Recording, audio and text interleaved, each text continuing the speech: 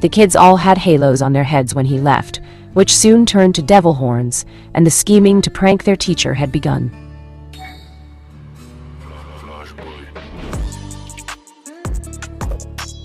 "What do you need, Naruto?" said Iruka, as they entered an empty classroom, and saw his former student walking to the window with his hands behind his back in thought. "First off, call me Vergil, as I changed my name to that of my ancestor, and I need your help in regards to women," said Vergil, as he saw Iruka's jaw hit the floor, and would have thought it to be humorous if this wasn't so important. "You want my help in regards to women? You did have the talk, right?" said Iruka, as he wanted to be perfectly clear with his former student that was the foundation in terms of a young adolescent entering puberty.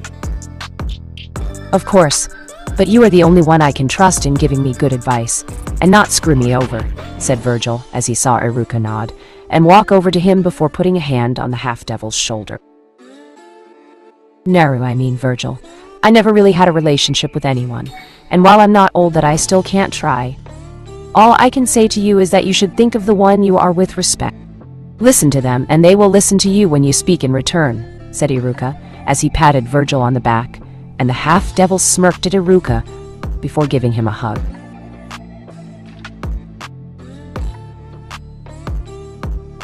"Thanks, Iruka, though if I were you, I would find that special lady soon because I think I see a few gray hairs on your head, and ladies don't like old people showing their age," said Vergil before he left with shell-shocked Iruka quickly looking for a mirror and saw he had been lied to about the gray hairs. "Vergil!" yelled Iruka, as he was now mad, and his anger increased further when he returned to his classroom, when he was hit by a couple dozen pies, and the kids laughing at him after they finished taking a picture, seconds after it happened. Oh, how Iruka wished the old rules for spanking misbehaving students was still around. Namikaze estates moments later. Kin and Tayuya were in a state of bliss, as the indoor hot spring soothed their aching bodies, and their sore butts from the punishment still fresh in their minds. When they both entered, they each caught a glimpse of the other's rear end, and saw they each got the same if not close to the same amount of redness. They had both apologized for getting the other in trouble and would make sure to rein in their thoughts that conspired to get the other in trouble with Vergil. "Did you mean that? You thought I was jealous of you being close to Vergil so I could get it on with him?" said Tayuya, as she saw Kin blush in embarrassment at her own choice of words, and looked uneasy. "Well, aren't you? I mean, I know you are all against being with someone since you feel that your swearing scares guys off. But I know you are nice beyond that tough cursing machine type girl, and Vergil-sama is sweet in his own way," said Kin, as she saw Tayuya look away while refraining from cursing, while have a tint of red on her face, and didn't look at her fellow slave in the eyes. "Say I did like this guy whether I was free or slave, and I wanted to eventually jump his devil bone. I would have to consider you along with any other girl in his life to be a big factor," said Tayuya, as she saw Kin blush further, and looked away since the thought of being intimate with Vergil was something she wanted. "Am I interrupting anything?" said Vergil with a towel around his waist, and saw both girls blushing at the sight of him, along with the fact he was only wearing a towel. "Holy shit," thought both girls while a thin line of blood ran from their noses and were trying to say something, but the words seemed to be blocked by something in their throat. "You don't mind if I join you? It's been a long time before I could enjoy a hot spring bath with anyone," said Vergil seductively, as he decided to act on certain pieces of advice he got after he had his little talk with Iruka, whose advice was insightful didn't really help with what he was feeling, and had to go to a more demonic source. QB. The fox, while giving his soul to him along with his powers, had not left him like Vergil made everyone believe, and QB was quite understanding of what it is that plagued the half-devil. Basically, QB told Vergil that he was experiencing demon puberty, which unlike normal human puberty required he go out and screw a hot piece of ass available to him. While Vergil considered doing that, he wasn't just going to do that with anyone, and had made a list of various women in his life that he would do that with. The first two that popped into his mind were of course the two sitting in front of him, as he had smelled the honey scent the two had when he was around, and it was back even stronger now because of his current lack of attire. We don't mind Vergil-kun, said Kin, as she felt tingly all over, and so did Taiyua if the way she was fidgeting was any indication. Smell that, my vessel. These two want you badly. It doesn't really matter if it's love or lust, just take them since they want it too, said QB, as he released more pheromones from Vergil's body that made the girls even hornier. And when they saw what lay beyond the towel, gave the girls intense nosebleeds. He's huge, thought Kin and Taiyua as they saw him sink into the water, and had to struggle not to look at the water where a certain appendage rested. I wanted to apologize to you both for the punishment I gave you both. It must have hurt and it was degrading to you both, said Vergil, as he saw their shocked expressions, and they quickly moved closer to him before giving him a hug. We were the ones that were wrong, Vergil summed up. I made Taiyuya-chan curse, said Kin, as she ran a hand along his chest while kissing his shoulder, and Taiyuya was doing the same. And I was swearing at Kin when I should have kept my mouth shut, said Taiyuya, as she didn't understand why she felt this way right now. But her body seemed to have this idea of overriding her mind in some kind of coup d'etat to make her desire her master. You've been good to us, Vergil-sama. We've been given clothes, a home to live in, and letting us train to get stronger when anyone else would have let us become weak. Let us make it up to you now in our own way, said Kin, as she kissed his lips, and Taiyuya wanted to get in on it with kissing, soon becoming a full-blown make-out session with both girls with one of his hands playing with each of their breasts. Are you sure you want to do this, Kin-chan?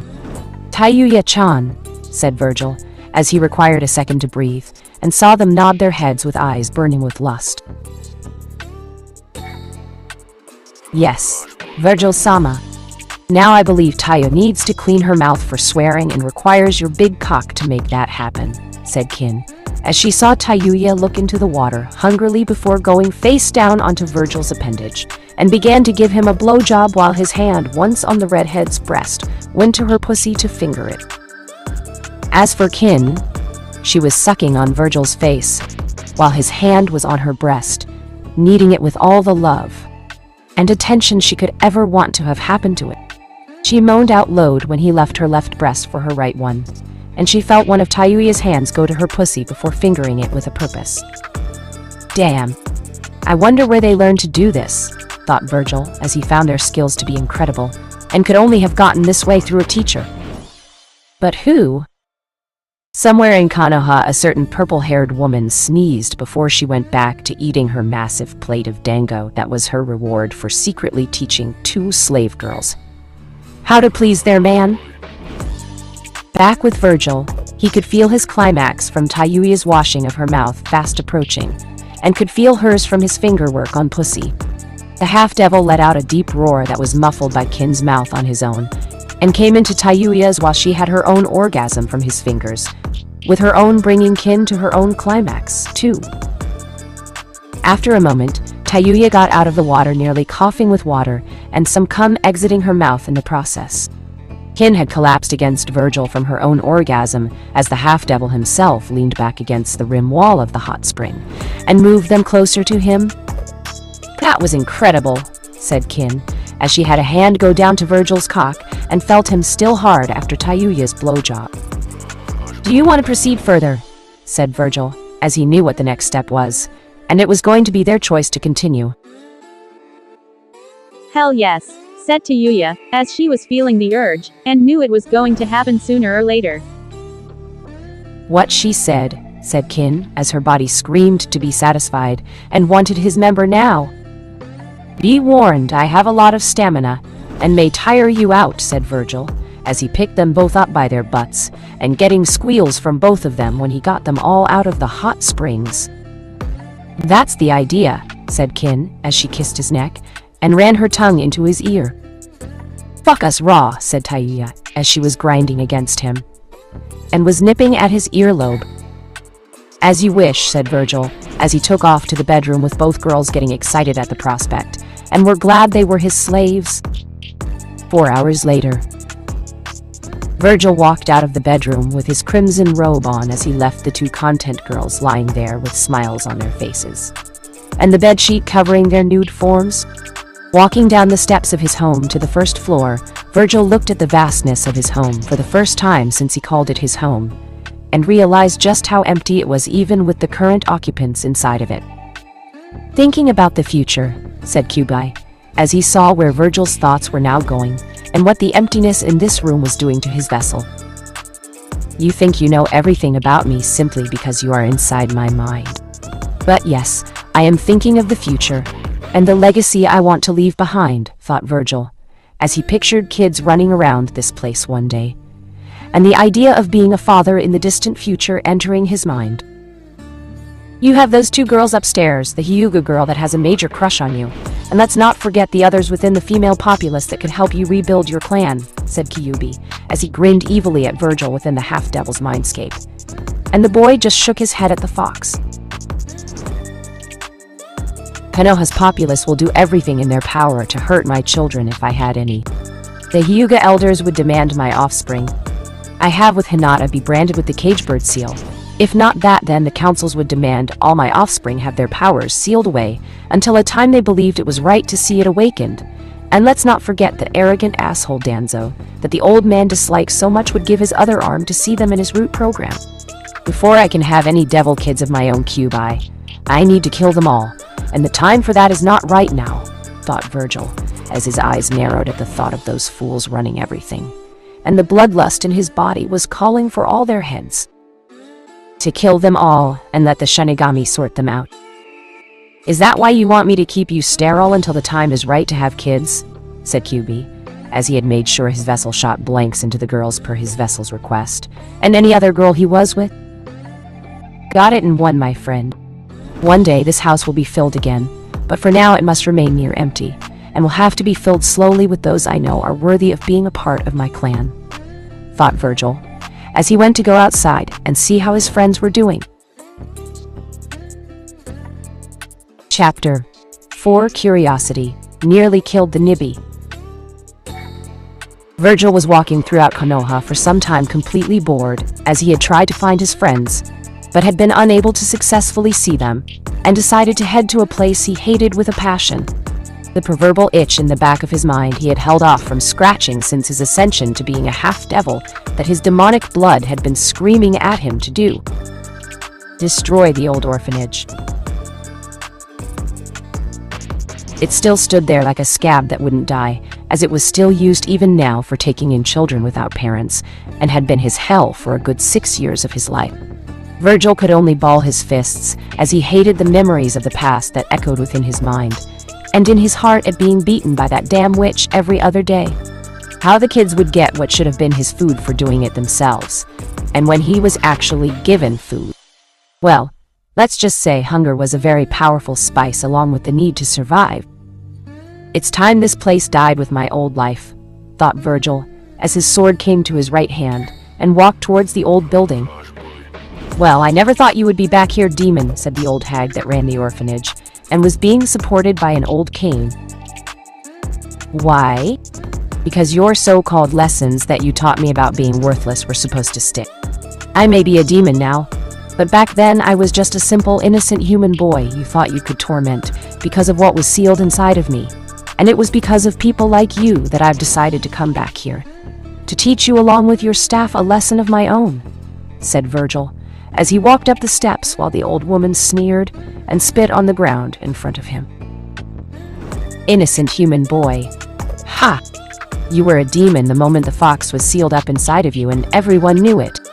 Now, after all these years, you come back to kill me, huh? Just like a mindless demon would in seeking vengeance against its betters," said the old woman, as she glared at him with her cold, beady eyes, and held her ground against him. "What should I do? Take the wounds you've given me during my childhood and walk on like they were nothing? No. I'm going to have the last word, and you can't stop me from doing it because, like you said, I'm a demon," said Vergil, as he drew Yamato, and glared at the old bat with such intensity that she backed up a few steps because of it. If you kill me and my staff, you will be punished for it by the councils, said the old woman, as she was hoping that threat would stay his hand and tug on the invisible leash that was supposedly to be around his neck due to the old sand dame being hassled by the two councils. Really? Well, since you clearly haven't heard, the two councils cannot do anything to me because I am the last of the Namikaze clan, and can get away with things. Just like one Uchiha Sasuke, only unlike him I intend to actually restore my clan, and teach all its inhabitants a few lessons of my own, said Vergil, as he saw the woman about to speak again, and he was getting sick of hearing her speak. Like there is anyone willing to have your children, you filthy dema, said the old woman, as she found her left arm severed off, and onto the ground while Vergil didn't even bat an eye at her loss. You are an annoying, bitter old woman who has to die to make me feel better, and to remove painful memories of this place from my mind, said Vergil, as he thrust his sword into the old woman's gut, looked her right in the eyes before twisting the blade, and sliced her diagonally in half. What's going on? Said a member of the orphanage staff, as he came out and saw the dead old woman that ran the place, and then at Vergil looking at him with cold eyes that made a chill run up his spine. Simple. Everyone that worked here that made my life miserable is going to die, said Vergil before the orphanage staff member lost his head and knew no more. Hokage Tower, 15 minutes later. Tsunade sighed at the mountain of paperwork in front of her, as she couldn't understand how her old sensei got through this without wanting to kill himself, and only now had learned he was able to do it recently with shadow clones. So here she was, drinking sake, watching her clones going to work on the paperwork, and glaring at her for not giving them sake too. I can't believe you didn't think of this yourself. You are the professor after all, said Tsunade, as she saw the Sandame glare at her, and took a sip of his sake in his cup. Keep it up, Tsunade, and I'll make my final acts as the Hokage of Konoha, to ban you from ever gambling again, said the Sandame, since he didn't officially end his term as the Hokage tomorrow afternoon. Sandame-sama. Tsunade-sama, said a Chunin running into the room with a look on his face that just spelled trouble. What is it now? Did Jiraiya get caught peeping again?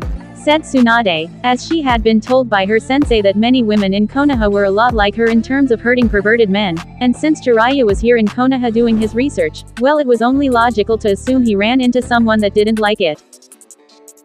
Hopefully it was Anko. No, it's the old orphanage on the other side of the village. The one that held Namikaze Vergil for 6 years before they kicked him out. There's been a slaughter of the people there and it's burning to the ground, said the Chunin, as he saw Tsunade narrow her eyes, and leave with the Sandane to investigate this. With Vergil. The half-devil stood there watching the place burn to the ground. The children inside of it were allowed to live, and run randomly into the village like he had done when he was kicked out. The people that ran the place were all dead, just like the old hag herself that was in charge of running the place, and enjoyed seeing the place burn like it was covered in the flames of hell. It wasn't long until the Anbu came surrounding him in a circle formation before the old, soon-to-be retired again Sandam a new Hokage, that was Senju Tsunade arrived. It's strange. When I was attacked as a child it took Anbu to get to me in 45 minutes when I was near the Hokage Tower, but when it comes to me dishing out punishment that's even farther away from that place, you get here like the Shinigami himself is on your ass. Why is that? Said Vergil, as he ignored the Anbu surrounding him, and just stared at the burning building in front of him. Vergil, said the Sandame. But look, the half-devil gave him told him not to speak, and keep his mouth shut. You know what the people at the orphanage told me before I ended their lives. They each told me that both the councils and the Hokage approved of my abuse. I suffered here along with those I got every other day. That you had to prevent me from developing a backbone early on like my father did. That made him such a powerhouse and dominant force in the shinobi world. That by being submissive, would ensure that I didn't think twice about raising a hand against the village, and you would then play the caring, loving grandfather. Was it all a lie, Saratobi? To ensure my loyalty to the village until the time came to give me what I wanted after my undying loyalty to the village was cemented into my very soul. said Vergil, as he had been very ruthless to that one fool that told him everything in the belief he would be shown mercy and be spared his wrath. The man should have realized that the devil doesn't show mercy, and neither does he. You let that happen. You never told me that, said Tsunade, as she was about to punch her sensei all the way to Iwa, but stopped when the Ambu began to pull weapons out and got ready to attack. It was the only way to ensure Vergil would be loyal to Konoha that could be agreed upon by the two councils, while keeping the next generation from learning about the Kyuubi being sealed inside of him. With Jiraiya and you both gone, I had no one to take care of the boy full-time to make sure he grew up loyal without hurting him. By the time he was Hokage, Vergil would have had the support of the Leaf's next generation, and the clan heads from his childhood to make Konoha prosper, said the Sandaime, as he could only impose his law to ensure the younger generation would help give the half-devil more incentive to stay loyal to the Leaf and let go of his hate for the older. Loyalty.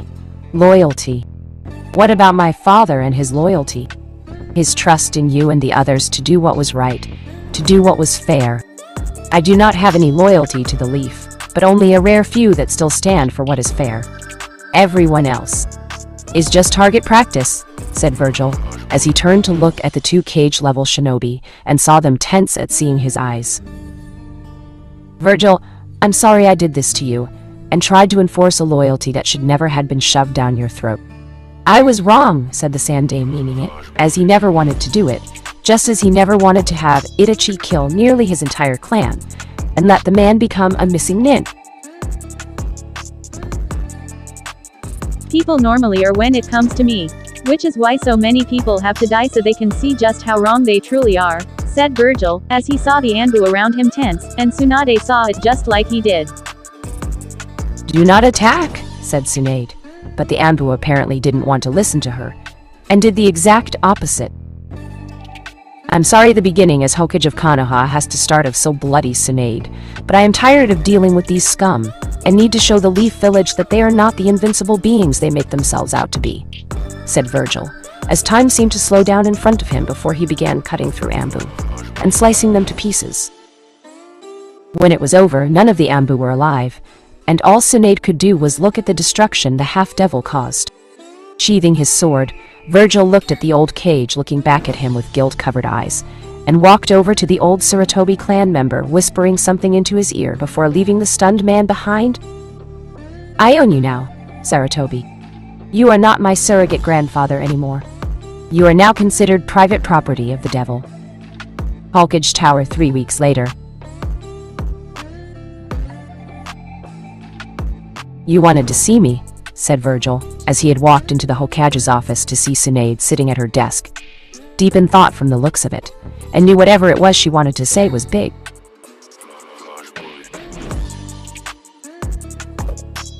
First, I want to say that because of what happened 3 weeks ago, my old sensei has been admitted into the hospital, and is in critical condition from what seems like a weak heart finally breaking. Second, the kids told everyone what you did, and the two councils want your head for it. However, because of your past, and the fact that our clients don't want you to be punished for what arrogant bigots did, that's not going to happen. Since that's the case, along with the Fire Daimyo believing that you should have justice for what happened, you are getting off the hook, and get a one-time pass on this, said Tsunade, as she could only do this for him once, and no other time. I assume this counts for the Uchiha too, said Vergil, as he was not about to be held down while the spoiled Uchiha got away with things time and time again that should have gotten him executed. Yes.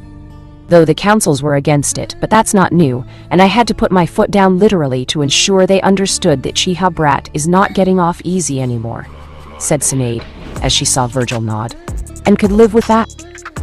I was also told you have a mission for me, said Vergil, as he saw Tsunade nod, and hand him a scroll containing a particularly high-ranked mission. Yes. The councils felt that because of your powers far exceeding your rank, they want you to take solo missions that would keep you out of Konoha to let this incident cool down further, and gave you this rather delicate assignment that after reading I approved of, said Tsunade, as she had protested this because this mission was an Ambu status mission. But the councils felt because Vergil killed a good deal of qualified Ambu that he should help pick. Up the slack and do the mission himself. Fools. They want me on this mission so I can die, and they can claim my clan's power for themselves. But then again, that's only if I were to die, and even then if I didn't leave it to anyone I considered worthy of it outside of family, said Vergil, as he left the room to set out on the mission in front of him, and sneered at the very words that were written on it before tearing it up. Mission assignment. Go to Lightning Country, infiltrate Kumo, and abduct the vessel of the Nibi for information regarding what she knows. If the vessel resists, the use of deadly force is authorized and killing her is allowed. Failure to do either is not tolerated. Konoha streets, 2 hours later. Vergil walked through the streets, ignoring the frightened looks of the people and that of its shinobi that saw him walking through the street. People had come to learn that it was him alone that destroyed the orphanage and the entire staff out of vengeance for all the past abuse it gave him. When questioned by it from his friends, Vergil had told them the details of his life in the orphanage and asked them if they could take what did without going demon on the people there.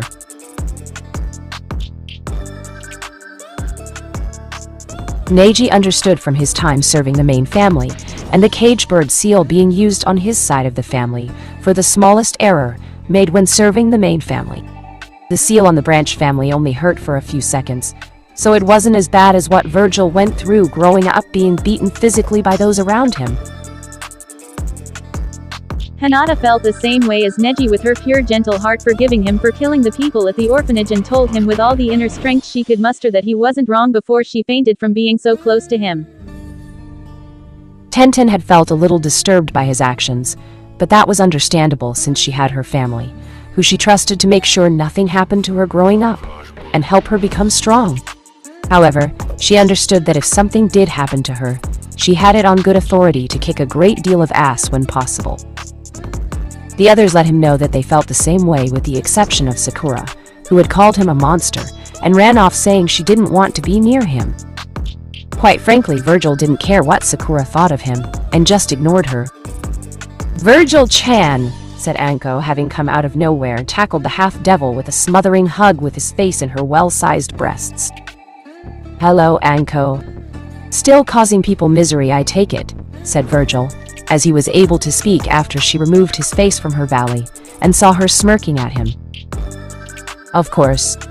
I wouldn't be doing my job if I didn't," said Anko, as she saw him push his hair back after it got messed up from her hug, and had to fight back her own blush at seeing that hot face of his that made her want to jump him in a dark alley. "Good point," said Vergil, smirking at her, and saw the blush now on Anko's face along with the spike of arousal the woman seemed to be generating if what he smelled was correct. "So, I hear you killed those fuckers from the orphanage along with some Ambu that tried to attack you, and made quite a mess for the new hawkage," said Anko, as she saw him nod, and she smiled further at his admittance to it. "I removed that scab from my childhood so I could finally be free of those past memories of my pain. Do you disagree?" said Vergil, seeing Anko scowl at him before punching him in the shoulder.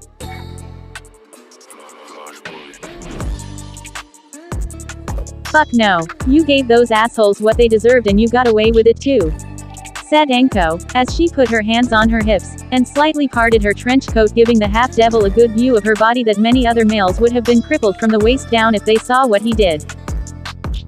"Well, since you are here, how would like to help me with my mission, and get a cut of the mission pay?" said Vergil, as felt an extra pair of eyes wouldn't hurt on this mission, and Anko seemed like a woman he could trust. Well, trust in completing the mission with him. "Really? What kind of mission are we talking about here? B rank." "A rank?" said Anko, intrigued by the offer, as she knew that either of those could wet her whistle in terms of letting her bloodlust out, and this kid was giving her an offer she couldn't refuse at first glance. "S rank, actually. Follow me, and I'll fill you in on the way to Lightning Country," said Vergil, as he saw her jaw drop and grab him by his trench coat before giving him a big kiss right on his lips with tongue. "Count me in. And if you behave yourself, Vergil-kun, I will give you an extra special treat, and then some to show my appreciation," said Anko, as she saw grin at her with predatory eyes like she did him, and gasped when she felt one of his hands grab her ass, before giving it a good squeeze. Thank you for the invitation to such delights, Anko-chan. I look forward to taking you up on your offer, and your special treat with great delight, said Vergil, as he gave Anko's rear another squeeze before somehow breaking out of her grip on him, while feeling some of the Kyubai's own mischief beginning to influence him more. And the half-devil had to admit, he really was beginning to like it. S rank. Holy shit. If this is as good as I think it is, I'll jump him after the mission, and give him a bunch of kids in the process. Wait, why am I thinking like that? I don't want to have kids. Do I? No, of course not. Well, maybe in the near future, thought Anko, as she ran after Vergil, and licked her lips wondering how much of man this half-devil boy was becoming.